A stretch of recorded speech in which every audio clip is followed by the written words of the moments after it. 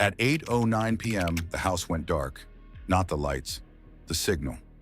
For 11 minutes, the Wi-Fi inside the Mercer home dropped offline. At 8:20 p.m., it came back. At 8:31 p.m., Asha Mercer pulled into her driveway. By sunrise, she and her golden retriever were dead. Detective Elena Ruiz stands in the hallway just past the entry. The house is quiet now. Forensics has already photographed the bodies. The coroner has left. The dog lies closest to the kitchen threshold, the woman farther in. That order registers. "Dog first," Ruiz says, almost to herself. The tech beside her glances up. Could have been defensive. Ruiz shakes her head slightly. The dog is positioned facing inward, not toward the door. If someone forced entry, the dog would have met them there, unless the dog already knew the person inside. She doesn't say that yet. The sliding glass door at the back of the house is shattered. A clean break through the center pane. Glass scattered across the patio. Ruiz crouches. "Entry point?" the junior officer asks. "Maybe," she says. She runs a gloved hand lightly along the frame. No pry marks, no splintering. "Any neighbors hear anything?" "Nothing reported." Los Angeles in 2021. Ring cameras everywhere.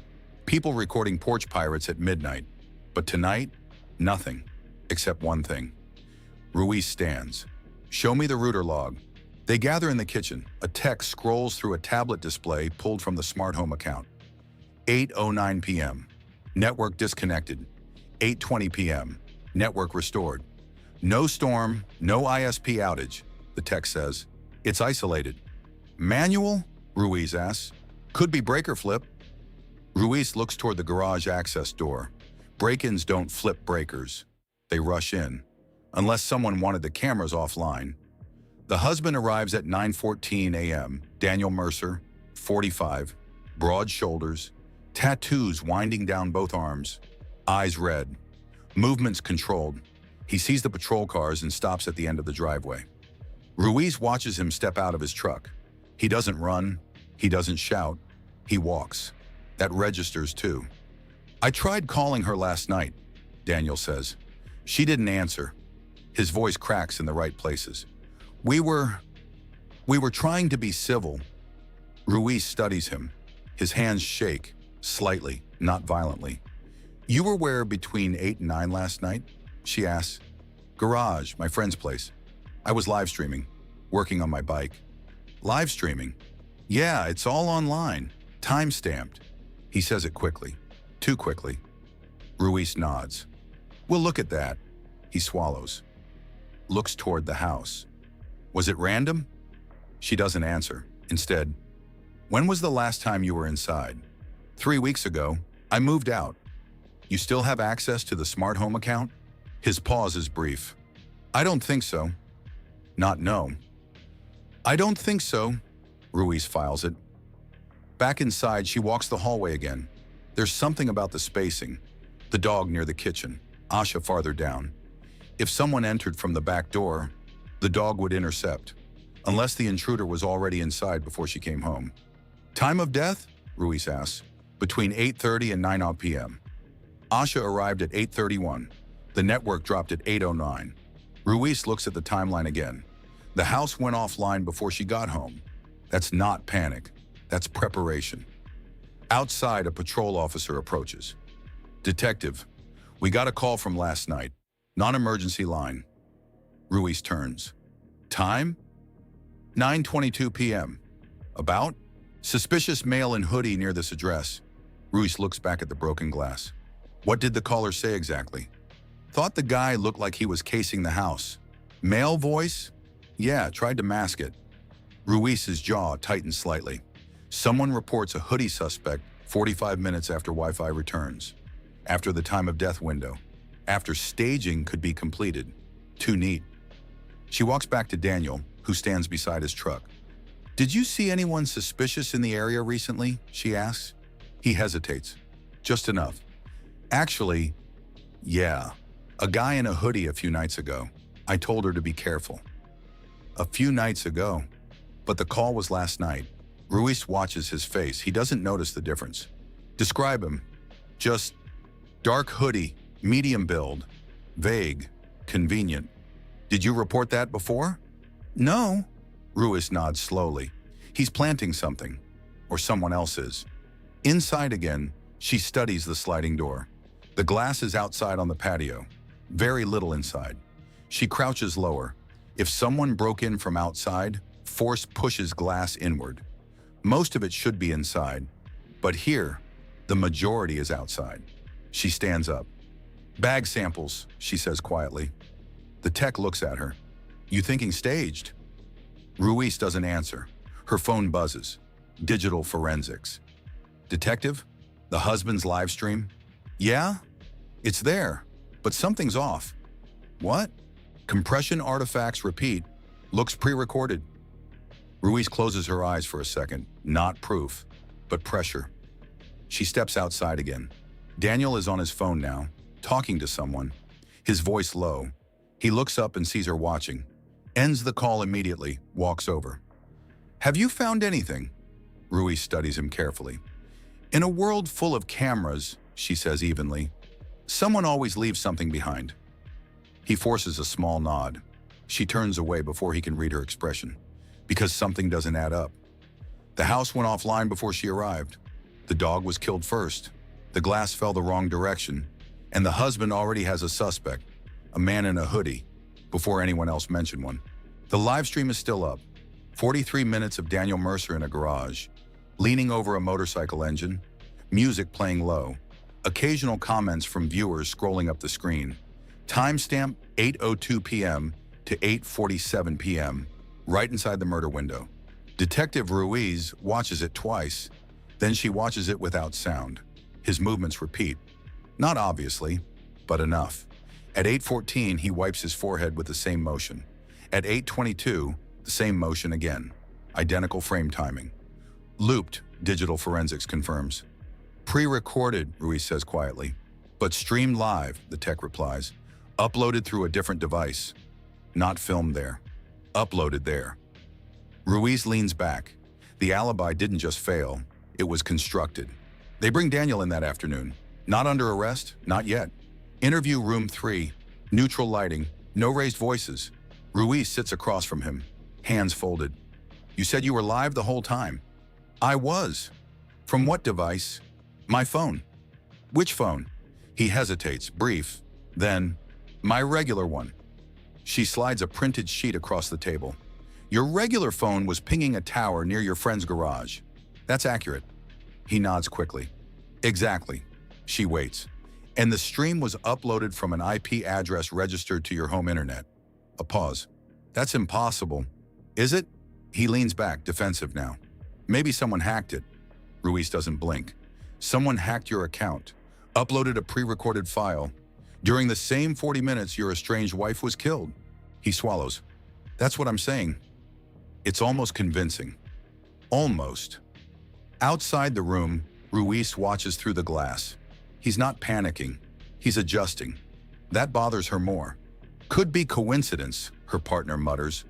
Ruiz shakes her head slightly. "No one hacks you into an alibi." They pivot.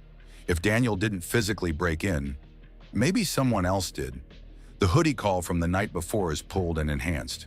Male voice, slightly muffled, calm, not breathless, not urgent.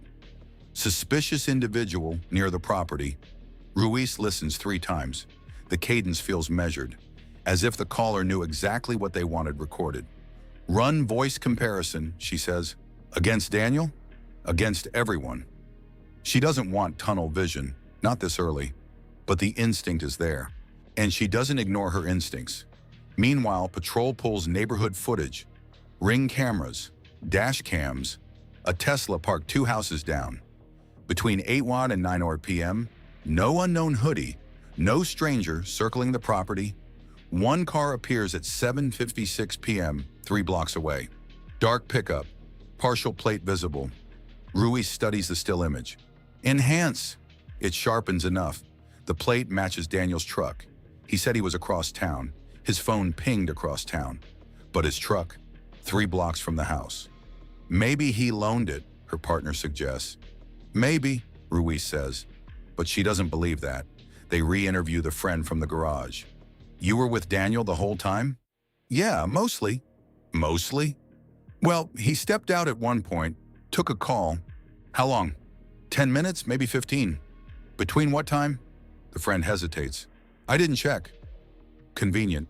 Was the live stream running? Yeah. Did you see him filming? Another pause. No.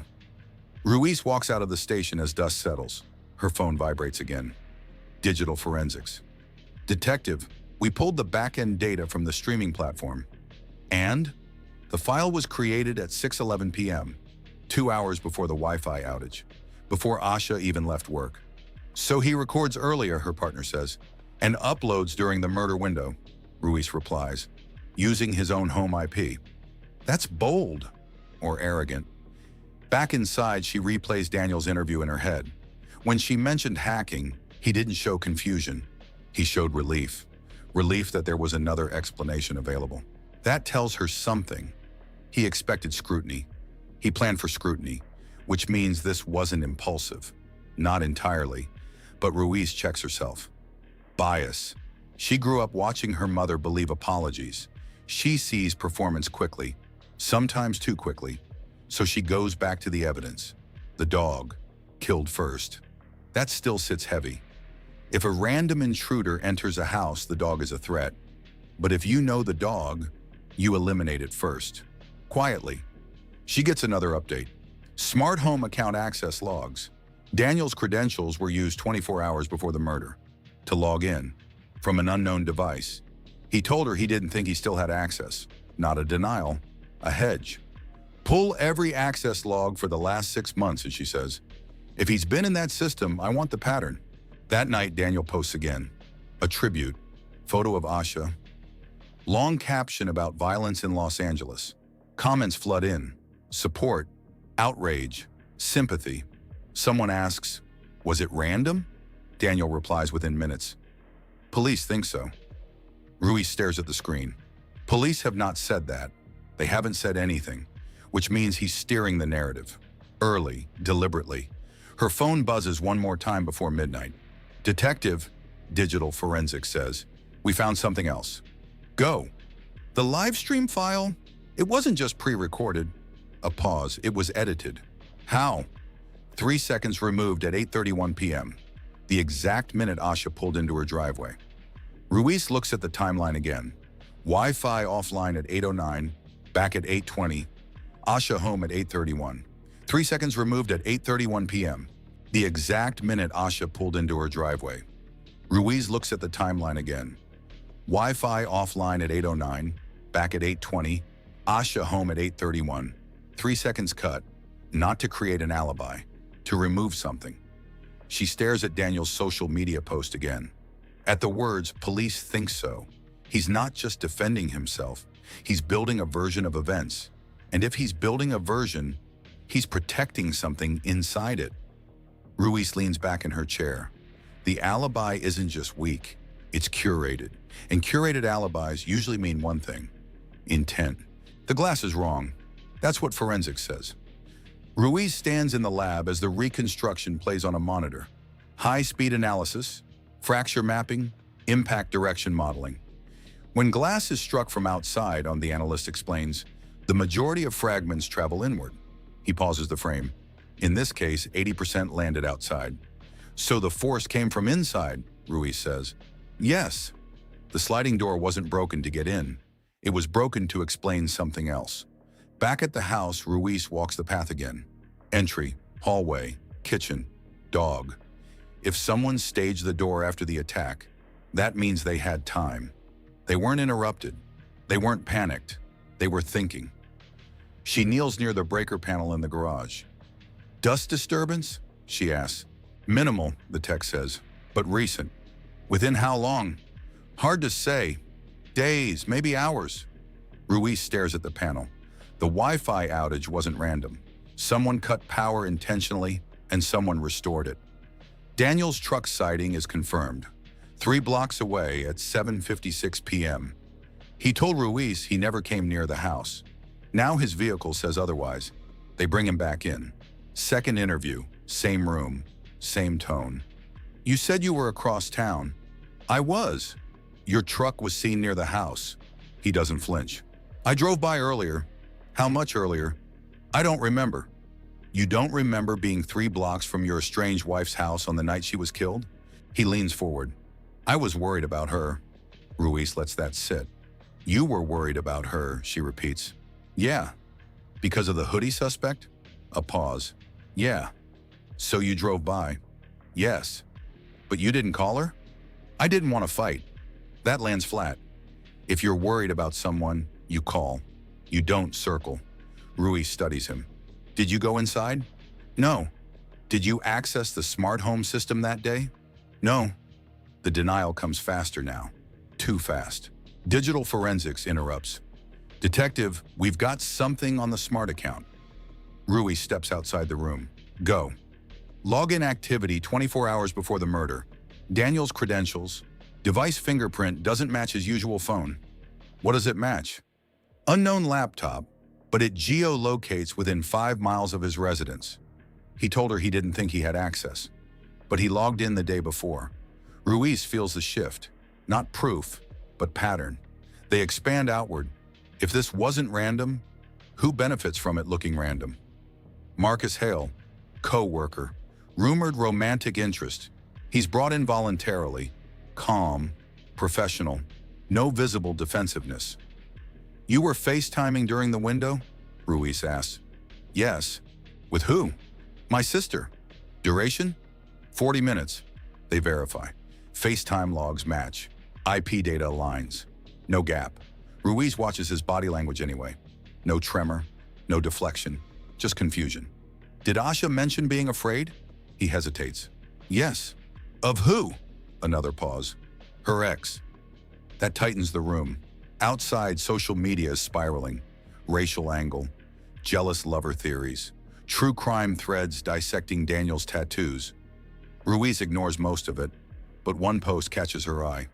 Daniel commented under a news article. There were threats before this. Threats. She hasn't seen formal reports. Pull his past communications, she orders. If there were threats, I want them. Hours later, they find something. Emails sent to Asha 2 months earlier. From anonymous accounts, vague intimidation. Watch who you trust. Not everyone wants you happy. They were flagged as spam, never reported. Ruiz studies the headers. IP routing masked. But one detail stands out. The recovery phone number tied to the account. A prepaid number. Purchased 3 days before the first email. Same store chain Daniel used for construction supplies. Circumstantial, but tightening. She replays the timeline again. 7:56 p.m. Truck near house. 8:09 p.m. Wi-Fi offline. 8:31 p.m. Asha home. 9:22 p.m. Hoodie call. If Daniel drove by because he was worried, why did the Wi-Fi drop before she arrived? Unless someone was already inside. She goes back to the crime scene photos. The dog's body orientation, facing inward, as if it approached someone already standing in the hallway. Not someone breaking through the back door. Ruiz feels the weight of her own bias pressing in. Domestic violence cases often look like this. Control, monitoring, escalation. She knows that pattern. But knowing a pattern doesn't mean this is one. She forces herself to test the alternative. What if someone else had Daniel's credentials? What if someone wanted to frame him? What if the live stream was manipulated by a third party? She pushes digital forensics harder. Check for remote access malware on his devices. Already did, the text says. Nothing. Check again. That night, another update. Cell tower data from the hoodie call. Prepaid phone. Activated same week as the threatening emails. Tower triangulation places it within a 2-mile radius of Daniel's residence most nights. But on the night of the murder, the phone pings near the victim's home at 9:20 p.m., 2 minutes before the anonymous call. Ruiz closes her eyes briefly. That's not random noise. That's proximity. But proximity isn't ownership. Not yet. She walks back into interview room 3. Daniel looks tired now, less composed. Did you ever purchase a prepaid phone recently? She asks. No. Ever send anonymous emails to your ex-wife? No. Ever log into the smart home account the day before she died? No. Each denial clean. Each denial absolute. Too absolute. Ruiz leans forward slightly. Someone tried very hard to make this look like a break-in? Silence. And someone tried very hard to make it look like you weren't there. He meets her eyes. Are you accusing me? I'm asking you, she says calmly. Who had access to your life? He doesn't answer. He looks down, just for a second. And that second tells her something. Not guilt, calculation. Outside the room, Ruiz stares at the caseboard. Glass broken outward. Wi-Fi cut. Live stream looped. Truck near scene. Burner phone near scene. Thread emails. If this is a frame job, it's incredibly detailed. And if it's not, it's escalating. Her phone buzzes again. Forensics. Detective, we ran partial voice analysis on the hoodie call. And preliminary match probability with Daniel Mercer's voice. Not definitive, but close enough to tighten the circle. Ruiz looks through the glass at Daniel. The break-in theory is collapsing, but something still doesn't fit. If he staged it, why leave so many digital breadcrumbs? Unless he thought he erased them. Interview room 3, camera running. Daniel Mercer sits forward this time, elbows on the table, hands clasped tight enough to whiten the knuckles. Detective Ruiz doesn't open her folder. She lets the silence sit first. You said you were live the entire time, she begins. I was. No breaks. No. She nods once. Your truck was seen 3 blocks from the house at 7:56 p.m. A small shift in his shoulders. I told you. I drove by earlier. Earlier than what? He blinks. Earlier than everything. That's vague. I don't remember the exact time. You remember streaming? Yes. You remember being worried? Yes. But you don't remember circling the block? His jaw tightens. I wasn't circling. What were you doing? He hesitates. Just checking. Checking what? That she was okay. Ruiz tilts her head slightly. From 3 blocks away. He exhales through his nose. You're twisting this. She slides a still image across the table. His truck. Timestamp visible. You see this? Yes. You were near the house 20 minutes before the Wi-Fi went offline. He looks up sharply. What? The house network dropped at 8:09. I don't know anything about that. You sure? Yes. He doesn't break eye contact. That's new. Ruiz leans back now, changes tone. You still had access to the smart home account? No. You logged in the day before. Silence. He blinks twice. That's not possible. It is. He shakes his head. I moved out. That's not what I asked. A pause. His hands unclasp, then reclasp. You're saying I logged in? I'm asking if you did. No. Too quick. Ruiz shifts again. You were worried about a hoodie suspect. Yes. You mentioned that before anyone else did. He swallows. I saw someone days before. Describe him. I told you, medium build, dark hoodie. Face. I couldn't see. Height? I don't know. Race? I don't know. His knee starts bouncing under the table. First sign of visible agitation. You were concerned enough to drive by, Ruiz continues evenly, but not concerned enough to call her. He stares at the tabletop. I didn't want another fight. So you drove by instead? Yes. And did what? Nothing. She flips the angle. The live stream. His eyes flick up. What about it? It wasn't filmed live. It was. It was uploaded. He leans back, scoffs lightly. So what? That doesn't mean anything. It means you weren't on camera the entire time. I was at the garage. You stepped away? For a phone call. How long? I don't know. 10 minutes?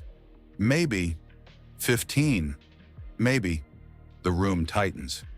You understand the murder window is between 8:30 and 9. Rush, Ruiz says. I wasn't there. You were 3 blocks away before the network went down. That doesn't prove anything. He's louder now. Then he catches himself, leans back again, calmer. Ruiz lets the silence return. She watches his breathing slow. You posted online that police think this was random. They do. We haven't said that. His eyes flicker, just for a fraction. I meant people think that. You wrote police. He swallows. That's what I heard. From who? Silence. He looks toward the mirrored glass. Back to her. People talk. Ruiz stands slowly, walks to the door, then stops. One more thing, she says without turning around. The dog. He stiffens. What about it? It was killed first. A beat. I didn't know that. She turns now. Interesting. Why? Because we haven't released that detail. His mouth opens slightly, closes. I just assumed, he says quickly, if someone breaks in, the dog goes first. His voice is steady, too steady. Ruiz steps closer to the table. But if someone breaks in, she says softly, the dog meets them at the door. Silence. You described a break-in. I didn't. You described how it would happen. He shakes his head. You're putting words in my mouth. No, she says. I'm listening to the ones you choose. He leans forward now. Anger flashes. You want it to be me. That's not how this works. You already decided. She doesn't answer, because part of that is true. He stands slightly in his chair before sitting back down. You're wasting time, he says. The real person is out there. The hoodie? Yes. The one only you reported? He stares at her. Hard, breathing controlled again. You're making a mistake. Ruiz gathers her folder, heads toward the door. Just before she exits, he speaks again. You should check the back door sensor, he says. She pauses. Why? Because if someone came in that way, it would have triggered. A long beat. She turns slowly.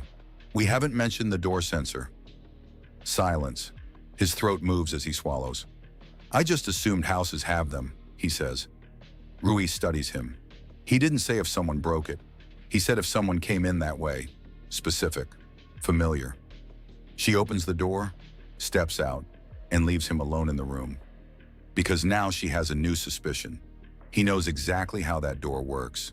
The break-in theory is weakening, but it isn't dead, and that matters. Because if Detective Ruiz moves too fast on Daniel Mercer, and she's wrong, this case collapses in public before it ever reaches a courtroom. So she widens the lens. Marcus Hale sits across from her again. Co-worker. Rumored romantic interest. The internet has already decided he was the reason. Jealousy. Triangle. Rage. Simple. Clean. Believable. Ruiz doesn't trust simple. You and Asha were close, she says. Yes. How close? A pause. Work close. You never dated?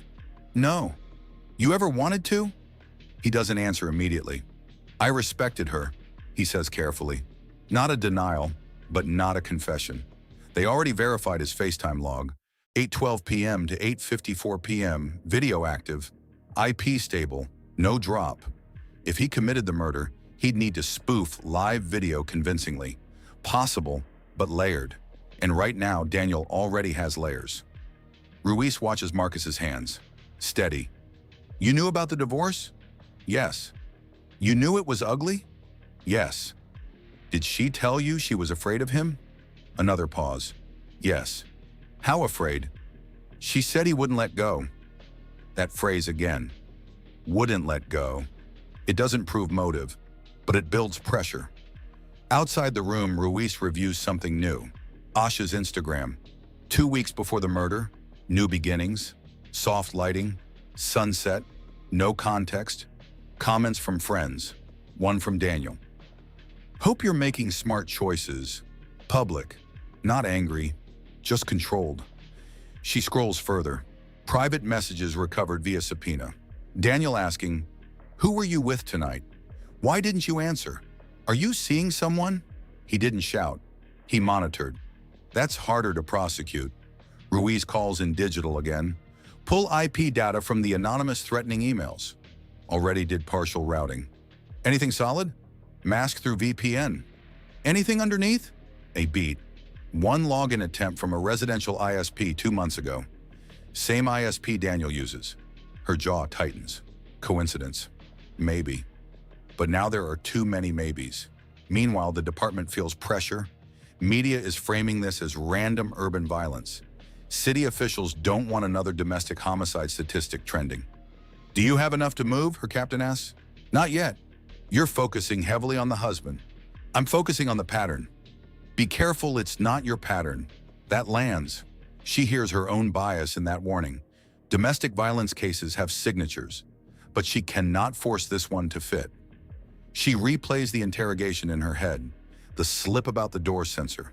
He knew the detail, or guessed correctly, but guessing correctly too many times becomes knowledge. She rereads the smart home access logs, multiple logins over 6 months, some from devices unrecognized, all using Daniel's credentials. He didn't just retain access, he used it, repeatedly, monitoring. Ruiz drives back to the house, stands in the hallway again, visualizes it. If someone else committed this crime, they would need smart home access, knowledge of breaker location, knowledge of door sensors, timing of Asha's arrival, confidence to stage glass from inside. That list narrows quickly. Unless someone learned from Daniel, someone inside his circle. She pivots.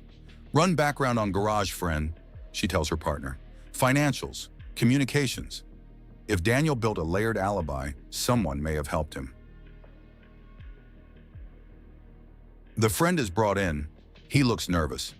You said Daniel stepped out during the stream. Yeah. How long? I don't know. 10 minutes? Maybe. Did he bring his phone? I think so. Did you see him leave? Yes. Which direction? He hesitates. Outside. Outside where? I don't know. Ruiz watches his breathing quicken. Did he ask you to say he was there the whole time? No. Too quick. She leans in. He didn't? Silence. Then, he said it would look bad if the timing got confused. There it is. Not a confession, but coordination. Tush, back at the station, a new complication surfaces. Digital forensics runs deeper comparison on the hoodie call voice sample. Match probability increased, the analyst says, but still not definitive. How close? Strong enough for suspicion, not enough for court. So the call ties closer to Daniel, but not cleanly. Ruiz feels the frustration rising. Too many threads, not one decisive anchor. Then another twist. Forensics re-examines the knife. Latent prints smudged. Glove use, likely, but partial ridge impression found near the handle base.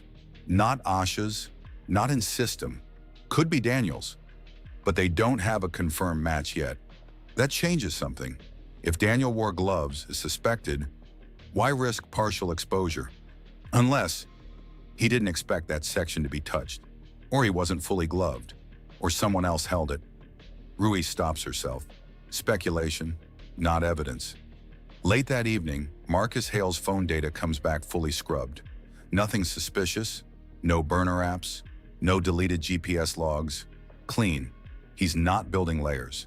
Daniel is. But the more layers Daniel builds, the more it looks intentional. And intentional murders are not crimes of passion. They are decisions. That reframes everything. Ruiz sits alone with the caseboard, glass outward, Wi-Fi cut, edited stream, truck nearby, burner phone ping, threat emails, smart account logins, garage friend coordination. It all points one direction, but she still lacks the piece that proves presence inside the house. Not proximity, not behavior. Presence. Her phone buzzes. Digital again. Detective, we pulled something off the shared iCloud. Go. There was a deleted folder. And? It wasn't empty. She stands slowly. What was in it? Video files. A pause. Interior camera angles. Ruiz feels the shift. Someone was recording inside that house. Before the murder.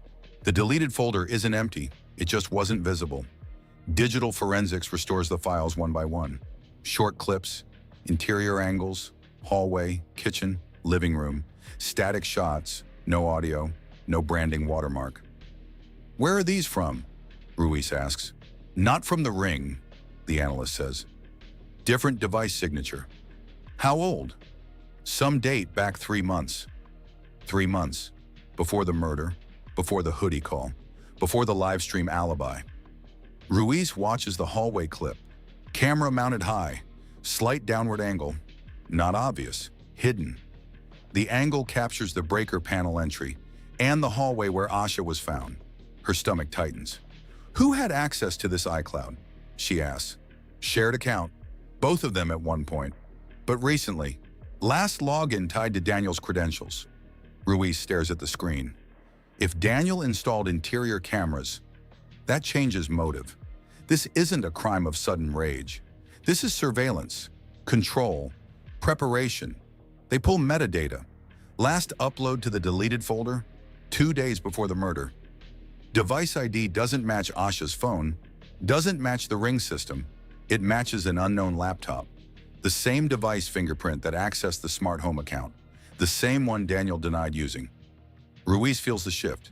This is no longer circumstantial layering. This is behavioral architecture. They bring Daniel back in. Not aggressive, measured.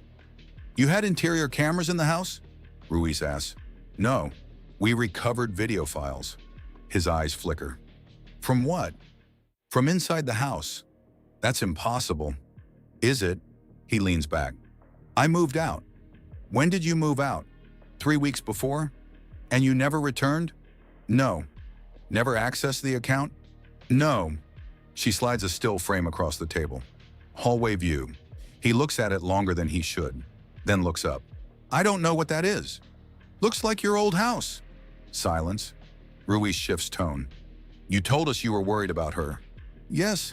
You drove by. Yes. You claimed threats existed. Yes. You said someone might break in. Yes. And yet someone installed cameras inside the house months before the murder. He doesn't answer. His jaw tightens. She watches his hands. Still. Too still. Outside the room, the captain is already pushing. Is this enough? Not yet. It's escalating. Yes. Then move. Ruiz hesitates, because something doesn't fit. If Daniel had cameras inside, why leave them in the cloud? Why not destroy them? Unless he believed deleting was enough, or he didn't think they looked there, or someone else installed them. That thought lands harder than she expects. She calls in the digital analyst again. Any sign Asha accessed these files? No. Any sign she knew they existed? No. If she didn't know, Ruiz says quietly, that means someone was watching her. For months, they pivot again. Search warrant for Daniel's residence. Laptops seized, hard drives imaged. On one machine, partial fragments of the same hallway footage. Not full files. Fragments. Recovered from unallocated space, the analyst says. Meaning? Deleted, but not overwritten. Ruiz exhales slowly. That's not coincidence. That's proximity. They confront him again. Different angle this time. Not accusation. Pressure. Did you ever feel like she was hiding something from you? Ruiz asks. He looks confused. What? Did you ever need reassurance? I don't know what you're talking about. You installed cameras. No. You monitored her. No. You logged into the smart home system repeatedly. I didn't. His voice cracks slightly now. First real fracture. You're painting me as obsessed. Ruiz doesn't answer. Because that word didn't come from her. It came from him. They lay out the pattern without stating it outright. Wi-Fi outage. Edited live stream. Truck near scene. Threat emails. Burner phone ping. Interior cameras. Smart home access. He sits in silence longer this time. Not defensive. Thinking. You don't have proof I was inside that house, he says finally. It's not a denial. It's a challenge. Ruiz leans forward. You're right, she says. Not yet. Hours later, Digital finds something else. Hidden inside one of the hallway clips. A timestamp overlay. 8:18 p.m., 2 weeks before the murder. The hallway light flicks on. The camera adjusts slightly, and for half a second, a reflection appears in the hallway mirror. A male figure. Tall, broad shoulders. Arm visible. Ink along the forearm. The reflection is distorted. Not clear enough for facial ID, but clear enough for one thing. The camera wasn't static. It was adjusted by someone standing inside the house. Ruiz stares at the freeze frame. 3 months of monitoring. 2 weeks before the murder. Camera repositioned. If Daniel installed them, he didn't just plan a break-in. He studied the layout. He studied timing. He studied her. The room goes quiet because now the motive is shifting. This may not be about jealousy or rage or even humiliation. This looks like ownership, like control slipping, and someone trying to reclaim it. Ruiz looks back at the case board. She finally has something closer to presence. Not during the murder, but before. Surveillance proves access. Access proves capability. But one question is getting louder. If he had cameras inside, why disable the Wi-Fi at all? Unless he didn't want the system recording something specific that night. Something he knew would happen, or something he intended. Her phone buzzes. Forensics again. Detective, we ran enhancement on the hallway reflection. And it's not just a reflection, a pause. There's a second figure in the frame. Ruiz goes still. Where? Just behind him. Two shapes, one clear, one faint. Inside the house, 2 weeks before the murder. The system logged it. 8:07 p.m. Garage entry, internal access. 2 minutes before the Wi-Fi went dark. Detective Ruiz doesn't react immediately. She reads the log twice. Triggered from remote frequency, digital says. Not manual keypad. Meaning? Ruiz asks. Meaning someone used a program remote. Daniel told her he hadn't been inside. The house says otherwise. They build the timeline on screen. 7:56 p.m. Daniel's truck 3 blocks away. 8:07 p.m. Garage entry logged. 8:09 p.m. Wi-Fi offline. 8:31 p.m. Asha arrives home. The sequence is clean. Too clean. Ruiz studies it carefully. If someone cloned the remote, she says, that's controlled entry. Digital nods. And if someone didn't, her partner asks? Ruiz doesn't answer that. Because she already believes the remote was cloned. And belief is dangerous. Search results from Daniel's devices are re-reviewed. How to copy garage remote frequency. How to disable ring temporarily. How to wipe search history. The timestamps predate the murder by months. That's not panic. That's rehearsal. Ruiz stares at the search strings. They're precise. He wasn't browsing. He was solving problems in advance. They bring Daniel in again. Different posture this time. He's leaning back, less combative, more tired. The garage logged an entry at 8:07, Ruiz says calmly. I wasn't there. Your truck was nearby. I drove by. The Wi-Fi went offline 2 minutes later. I don't know anything about that. You researched remote cloning. Silence. That's not illegal. You researched disabling surveillance. Lots of people do. You installed interior cameras. No. You logged into the system repeatedly. I told you. I thought I still had access. He's careful now. He's no longer denying details outright. He's narrowing language. Ruiz notes it. She changes tone. You felt like she was moving on. No answer. You felt like you were being erased. His eyes lift slowly. I didn't say that. You didn't have to. Silence stretches. His breathing shifts slightly. Subtle. He doesn't explode. He doesn't confess. He just recalculates. Outside the room, Ruiz feels it. The case is tightening. Interior surveillance, smart home access, garage entry, Wi-Fi disruption, alibi construction, burner phone narrative. It's forming a single arc. And for the first time, it feels prosecutable. Her captain sees it too. You're close, he says. I know. You move soon? Yes. She says it without hesitation, because this no longer feels circumstantial. It feels structured. Digital brings in another layer. They analyze the Wi-Fi outage more precisely. Breaker flip confirmed, the analyst says. Power interruption localized. Manual. So someone inside, Ruiz replies. Correct. The outage ends at 8:20, restored manually, which means whoever entered at 8:07 stayed at least 13 minutes. Waiting. They revisit the hallway camera footage. The tattooed forearm reflection. Metadata confirms the camera was adjusted that same week. Same device fingerprint, same iCloud sync. Ruiz overlays Daniel's known tattoos against the enhanced still. The geometric band aligns. It's not definitive, but it's persuasive. They reconstruct it again. If Daniel enters at 8:07, he disables Wi-Fi at 8:09. Waits. Asha arrives at 8:31. The dog approaches. The attack occurs within 6 minutes. That timeline matches autopsy estimates. That timeline matches the staged glass. That timeline matches the edited livestream gap. Everything aligns. It feels complete. One more push. You neutralized the dog first, Ruiz says in interrogation. He flinches. Barely. You keep saying that, he replies. You understood how the house worked. I lived there. You understood the sensors. I installed some of them. The words hang. He looks up, realizes what he said. You installed them? Ruiz asks quietly. I mean, I helped set them up years ago. Not a confession, but not denial.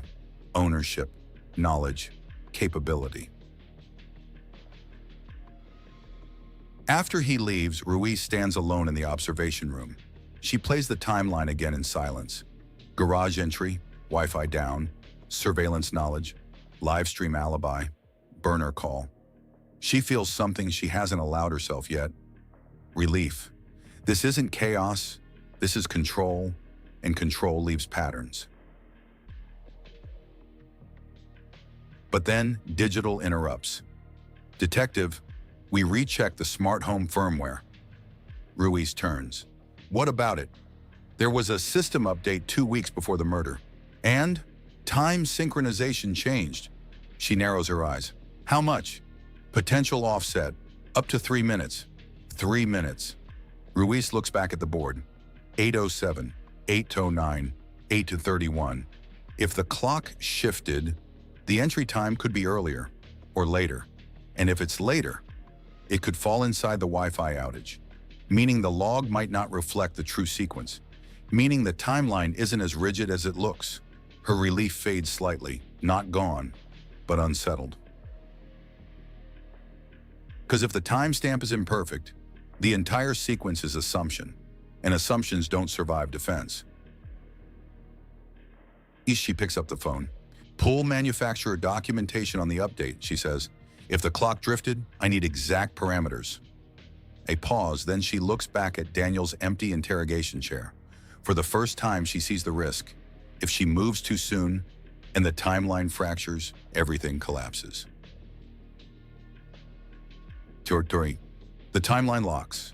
Garage entry, 8:07 p.m. Wi-Fi down, 8:09 p.m. Asha arrives, 8:31 p.m. Alibi upload during the murder window. Detective Ruiz stands in front of the board. Every piece touches another. Surveillance months prior. Smart home access logs. Interior camera reflection. Live stream manipulation. Burner phone proximity. Threat emails, groundwork. This is no longer scattered suspicion. It is structure. The captain leans over the table. You comfortable, Name? He asks. Yes. Premeditated? Yes. Enough for the DA? Yes. There's no hesitation now. Ruiz feels it. Not hope. Certainty. They reconstruct it cleanly for the district attorney. He cloned the garage remote, Ruiz says. Entered at 8:07. The timeline locks. Garage entry, 8:07 p.m. Wi-Fi down, 8:09 p.m. Asha arrives, 8:31 p.m. Alibi upload during the murder window. Detective Ruiz stands in front of the board. Every piece touches another. Surveillance months prior. Smart home access logs. Interior camera reflection. Live stream manipulation. Burner phone proximity. Threat emails, groundwork. This is no longer scattered suspicion. It is structure. The captain leans over the table. You comfortable, Name? He asks. Yes. Premeditated? Yes. Enough for the DA? Yes. There's no hesitation now. Ruiz feels it. Not hope. Certainty. They reconstruct it cleanly for the district attorney. He cloned the garage remote, Ruiz says. Entered at 8:07. Disabled Wi-Fi. Waited. Neutralized the dog. Staged the sliding door. Restored power. Uploaded alibi. Placed hoodie call. No wasted movement. No chaotic improvisation. Everything fits motive. He felt erased. He reclaimed control. The DA nods slowly. Do you have biological evidence placing him inside? Not yet. But access and system logs place him there. Yes. And the digital manipulation demonstrates intent. Yes. The DA leans back. That's architecture. Ruiz nods. Exactly. They bring Daniel in one more time. Not to fish, to confront. You entered the house at 8:07, Ruiz says. No. The system logged it. Systems glitch. You researched remote cloning. That doesn't mean I used it. You installed cameras. No. You monitored her. No. You built an alibi. Silence. You built a story. Ruiz continues evenly. Hoodie suspect. Random violence. Threat emails. He stares at her. You don't have proof I killed her. It's controlled. Measured. Not angry. Not desperate. Controlled. You had motive, she says. That's not illegal. You had preparation. That's not murder. You had access. That's not guilt. He's not panicking. He's challenging. And that almost unsettles her. Almost. She pivots. You said you installed the sensors. He freezes for half a second. I helped. You knew how they worked. I lived there. You knew the garage log would record entry. No response. You knew the Wi-Fi outage would disrupt video. No response. You knew the sliding door break would suggest intrusion. His jaw tightens. You're building a story, he says quietly. Yes, Ruiz replies. I am. Outside, the warrant is drafted. Arrest authorization prepared. Charges aligned. First-degree murder. Premeditation. The media pressure will explode. But internally, it feels complete. The break-in theory is gone. The jealous co-worker theory is gone. The unknown intruder is gone. There is only Daniel. Digital delivers one more reinforcement. The garage frequency signature. Partial capture from the system logs. Frequency pattern matches a common model remote. That model was sold widely. But Daniel owned that model. Ruiz doesn't overstate it. She just adds it to the stack. Layer upon layer, it feels airtight. The arrest is scheduled for morning. Ruiz stands alone for a moment. She replays the hallway camera reflection, the Wi-Fi outage, the 8:07 entry, the live stream edit at 8:31, the burner phone call, the threatening emails. She feels something she hasn't felt since the beginning. Relief, because this isn't a mystery anymore, it's a prosecution. But there's one more meeting before the warrant moves forward. Smart home manufacturer liaison. Technical verification. They sit in a quiet conference room. Engineer on speaker. We need confirmation, Ruiz says. The 8:07 garage entry log is precise? Yes, the engineer replies, to the system clock. And that clock was accurate? A pause. It should have been. Should have? Well, there was a firmware update 2 weeks prior. Ruiz already knows that. We accounted for a possible 3-minute offset. Another pause. Actually, it could be more. How much more? Depends on sync state at update. Worst case? Up to 7 minutes. Ruiz goes still. 7 minutes. That moves 8:07 to 8:14. Or back to 8, which shifts its relationship to the Wi-Fi outage. Which shifts the narrative of sequence. She keeps her voice steady. Could the log entry reflect a remote signal that didn't result in physical opening? Yes. Explain. If the remote signal is received but the door fails to open completely, it still logs. So entry doesn't guarantee entry. It guarantees signal. Not presence, signal. Ruiz's certainty tightens slightly, but she holds it. Is there any log proving door physically opened? No. The system doesn't track physical clearance, only activation. Activation, not movement. She ends the call. Silence in the room. Her partner looks at her. It's still strong, he says. Yes, but now she hears it. The subtle gap, the difference between signal logged and man inside. She tells herself it doesn't matter. because the Wi-Fi cut still implies presence, because the interior cameras still imply access, because the alibi still collapses, because motive still stands. It's enough. It has to be enough. She signs off on the arrest recommendation. As she does, Digital sends a final message. Detective, small thing. What? The 807 garage activation? Yes. There was another one. Ruiz freezes. When? 3 nights before the murder. Same time window, same signal. No reported incident. No Wi-Fi outage that night. No crime. Just activation. She stares at the screen. The same event, without a murder. Which means the 807 log might not be unique, might not be decisive, might not mean what she believes it means. The arrest paperwork is already in motion. The case feels sealed, but something just shifted. Quietly, dangerously. The arrest paperwork pauses. Not canceled. Paused. Because of one line in a technical report. Activation does not confirm physical entry. Detective Ruiz reads it again. The 8:07 p.m. garage log, the backbone of the timeline, only confirms a remote signal was received. Not that the door fully opened. Not that someone stepped inside. Just signal. In the second activation, 3 nights before the murder, complicates it further. Same time window, same signal pattern. No Wi-Fi outage, no homicide, no incident. If that activation didn't lead to entry, then the one on the night of the murder might not have either. Ruiz feels the certainty shift under her. The defense moves quickly. The arrest paperwork pauses. Not canceled.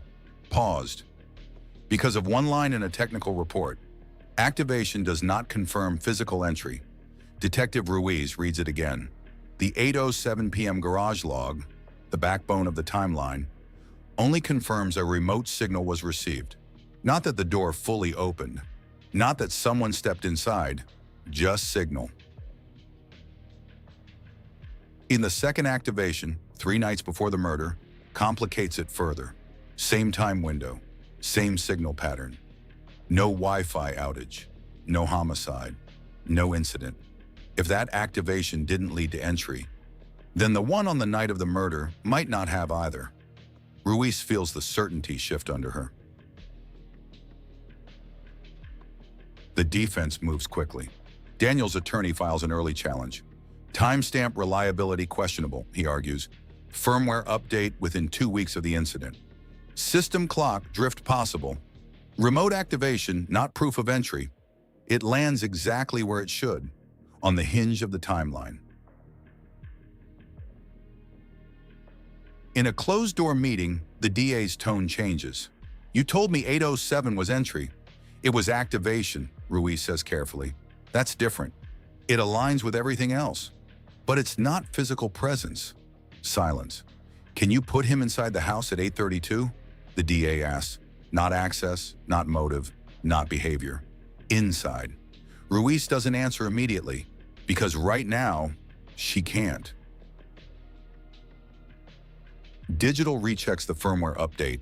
The engineer clarifies further.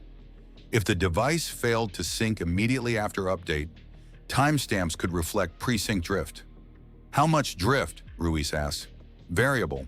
Depends on network state. So 8:07 could be 8:02. Yes. Or 8:14. Yes. That destroys the clean alignment with the Wi-Fi outage. If the activation happened after the outage, the narrative changes. And if the activation happened before he parked nearby, the proximity argument weakens. Ruiz revisits the interrogation recordings. Daniel's voice, calm, measured. You don't have proof I was inside that house. At the time, it sounded defensive. Now it sounds precise. He never denied activation. He denied presence. The captain calls her in. Media's already sniffing, he says. You move fast. Yes.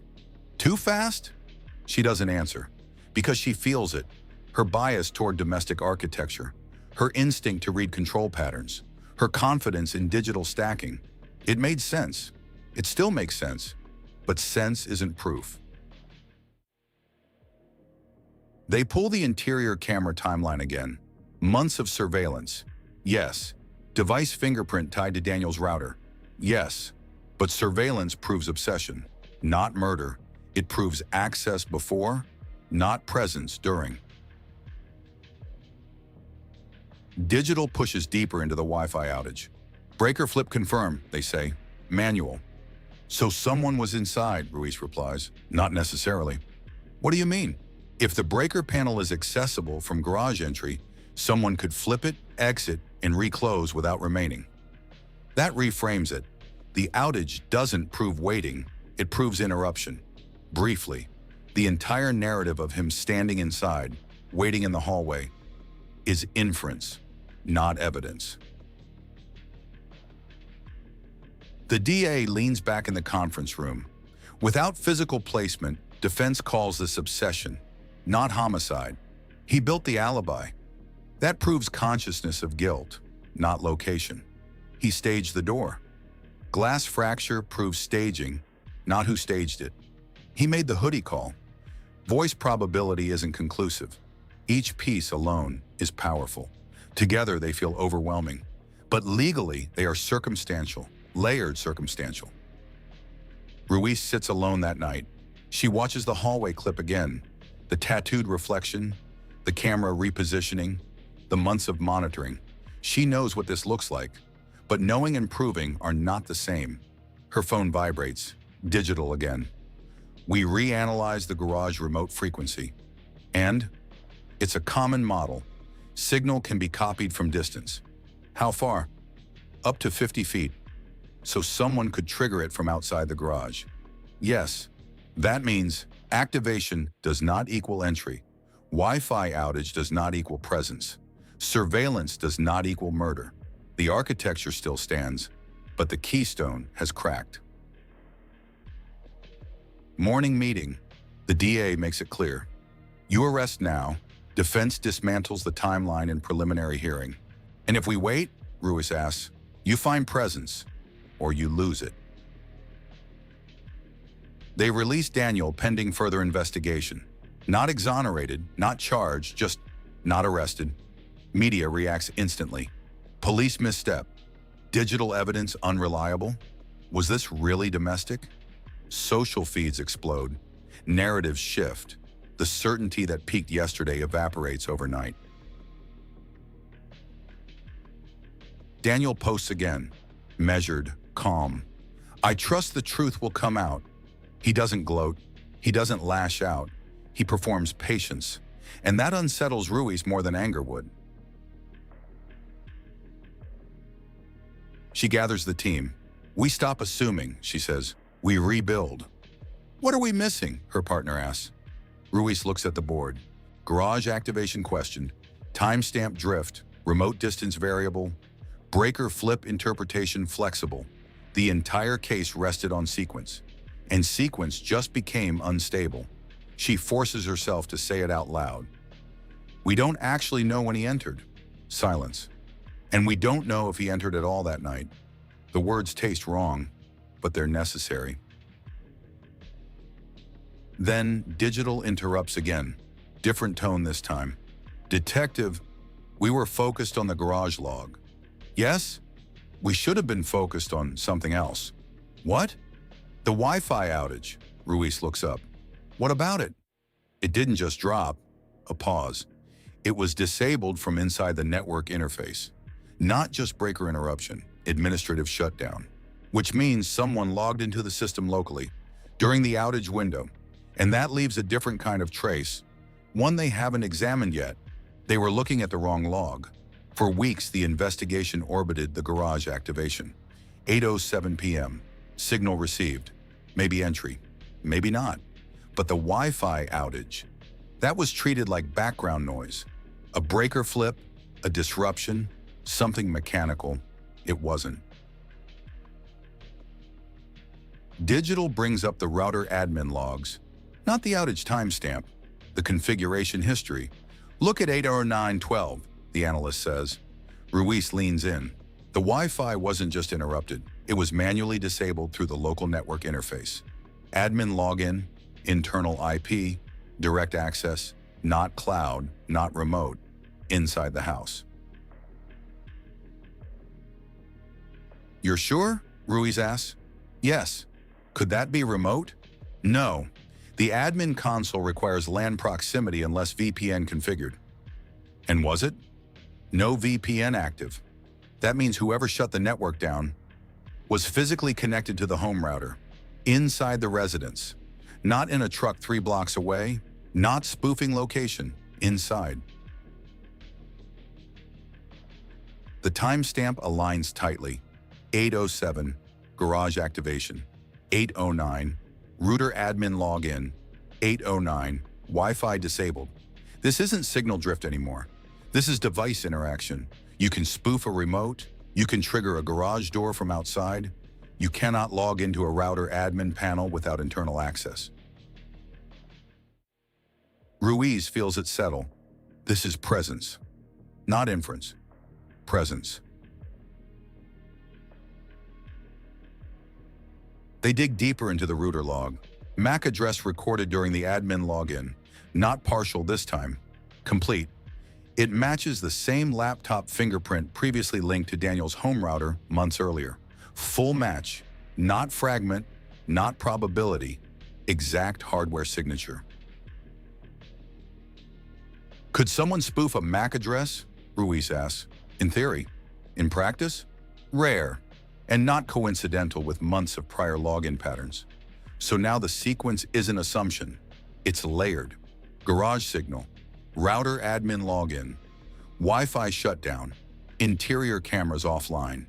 And the MAC address ties directly to Daniel's known device history. They overlay the new sequence with the livestream data. 8:31 p.m. Stream auto upload triggers.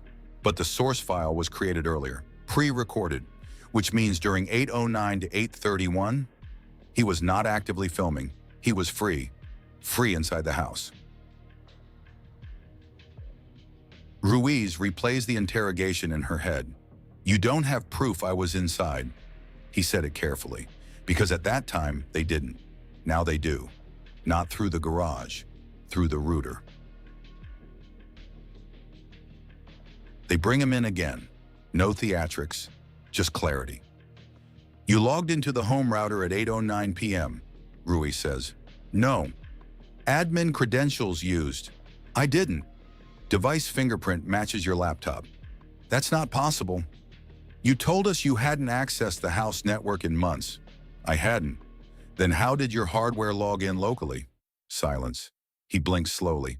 Controlled. You're making connections that aren't there. She slides the printed MAC address across the table. You recognize this? No, it's your laptop. Silence. He looks at it longer this time, not confused, calculating. Ruiz doesn't press aggressively. She waits. You said I built a story, he says quietly. Yes, maybe you are. That's his move, always. Shift narrative ownership. But this isn't narrative. It's network architecture. You disabled the Wi-Fi from inside, she says. No. The system shows local admin login. Silence. Not cloud access, not remote. Nothing. He leans back, breathes out slowly. You can't prove I was there. She holds eye contact. Digital confirms one more layer. The router login included a brief configuration change. Guest network disabled. Firewall adjusted, then Wi-Fi turned off. This wasn't panic, it was familiarity. He knew the interface. He knew exactly which tab to open. The DA reviews the new evidence. This places him inside, she says. Yes, beyond reasonable doubt.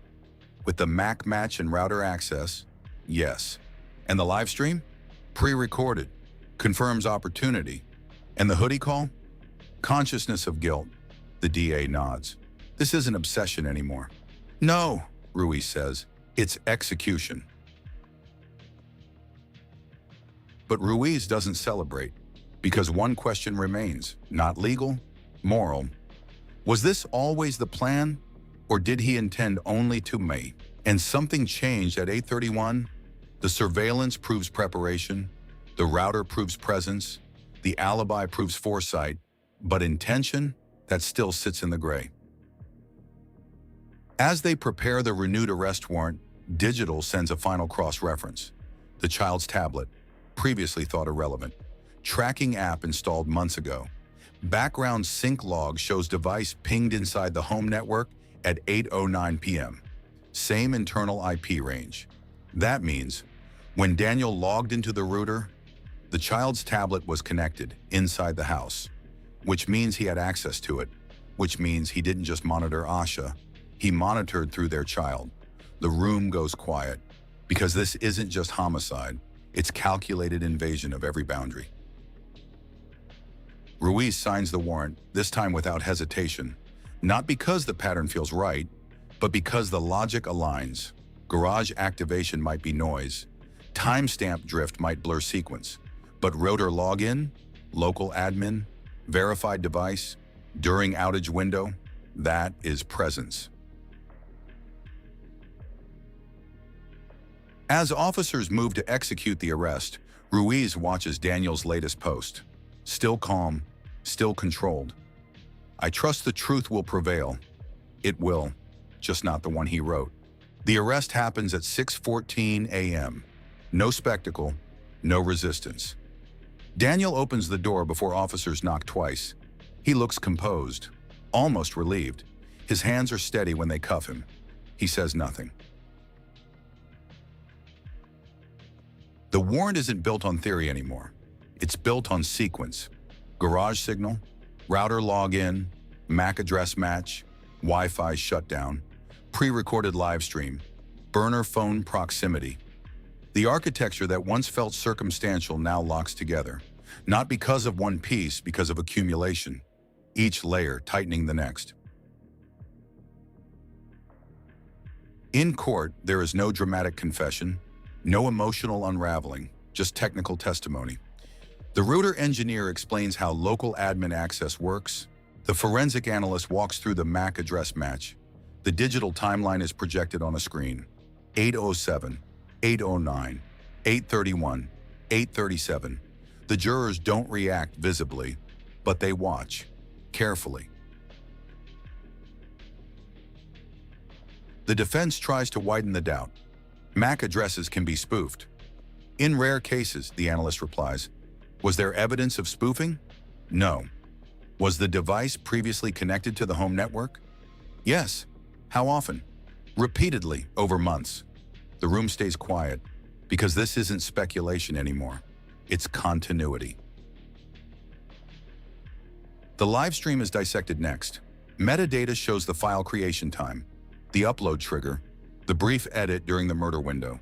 The garage friend admits Daniel stepped away for longer than he first remembered, not under pressure, just under precision. Memory bends when facts anchor it. The breaker panel becomes irrelevant because the router tells the story more clearly. Someone logged in locally, disabled the Wi-Fi, reconfigured settings, then power was cut. It wasn't panic, it was method. There is no courtroom outburst, no plea for sympathy. Daniel listens, expression controlled. When the verdict comes, he lowers his head. Not dramatically, just slightly. Guilty. First-degree murder. Thus, sentencing is measured. Life. No early release. The judge doesn't editorialize. He speaks about breach of trust, about proximity, about control masquerading as concern. He stops short of calling it evil. He calls it deliberate. After the trial, the house is sold. The smart locks are replaced, the router discarded, the sliding glass door repaired. From the street, nothing looks disturbed. A different family moves in months later. New Wi-Fi name, new passwords, new cameras. The system hums again. Detective Ruiz visits once more before the sale closes. Not officially. She stands in the empty hallway. The router has already been removed. The breaker panel door hangs slightly ajar. It's quiet, ordinary. She thinks about the difference between signal and presence, how easy it is to mistake data for truth, how dangerous it is to trust pattern without proof, and how in the end, it wasn't the garage log that solved it. It was the quiet login no one noticed at first, a small digital footprint left by someone who believed he controlled the narrative. The child grows older. The tablet is wiped, the tracking app deleted, but the fact of it remains. Monitoring wasn't about love, it was about ownership. That's the part the evidence can't quantify, only reveal. See, in a world where everything is recorded, he thought he could curate his version, control the cameras, control the timestamps, control the story. He nearly did, until one overlooked signal contradicted him. The house sleeps again, new lights, new passwords, new families. But somewhere in a server archive, a router log still reads 8:09 p.m. Admin login, a quiet entry, no alarm, no sound, just presence. And the question it leaves behind: when does watching become deciding? And how many signals go unnoticed until it's too late? If you've made it this far, thank you for staying with the evidence. This channel is built on careful investigation, not speculation, not noise, just facts, timelines, and the details that matter. If you value crime stories told with clarity and restraint, subscribe so you don't miss the next investigation. New cases are coming, and some of them will challenge what you think you know. I'll see you in the next file.